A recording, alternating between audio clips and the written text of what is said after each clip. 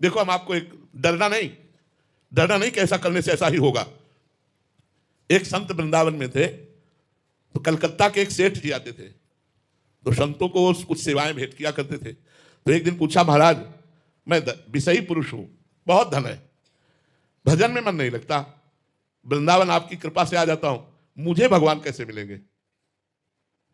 तो उन्होंने कहा कि यदि तुम वृंदावन के संतों का भंडारा करवाओ और हर महीने करवाओ तो निश्चित भगवान की कृपा हो जाएगी, क्योंकि संतों के मुख से स्वयं श्री भगवान पाते हैं। उन्होंने शुरू किया वृंदावन में भंडारा। अब इतना आनंद आया उनको, क्योंकि पाप नष्ट होने लगे, इतना आनंद आया कि एक महीने में वृंदावन में भंडारा करते हो और अपने कलकत्ता के लिए भी वो बस लाते, और जो संत चलना चाहे उनकी खान पान व्यवस्था करके अपने घर में भी ले जाते, सेवा करते, भेंट देते। मतलब संत सेवा का उनको एक नशा हो गया। एक दिन उनकी बस तैयार थी उनके यहां जाने के लिए।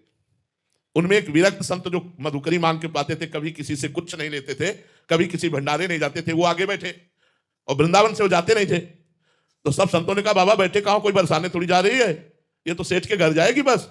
वो कुछ नहीं बोले। सब लोगों ने सेठ से कहा, सेठ तुम्हें आज फल प्राप्त हो गया भगवान के भक्तों की सेवा का। ऐसे विरक्त महापुरुष और मनमाला चला रहे हो, गाड़ी में बैठे गए, वहां पंगत पाई। सेठ को पहले ही सब संतों ने बता दिया था वृंदावन से बाहर नहीं जाते, पता नहीं कौन सा तुम्हारा पुण्य उदय हुआ कि तुम्हारे घर आए।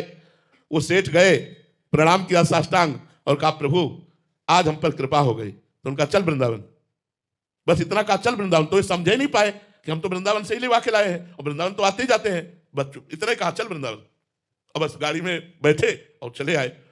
2 ही 4 दिन हुए कि एक लड़का था पूरे साम्राज्य का मालिक, एक्सीडेंट में मारा गया। जो ही लड़का मारा गया, घोर दुख कि अब ये सब वैभव किसके लिए।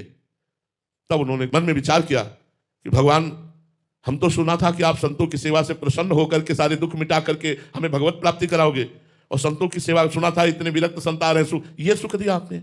उन्होंने सब संपत्ति को जो चैरिटेबल हैं उनमें बांट दिया, और अब कहा कि अब जीवन किस काम का। पति और पत्नी वृंदावन आ गए और बास करके नाम जप करने लगे। फिर एक दिन संत मिले, बोले आ गया वृंदावन? बोले महाराज पूरी तरह से आ गया, अब कहीं नहीं जाना। और वृंदावन में शरीर दोनों का पूरा हुआ।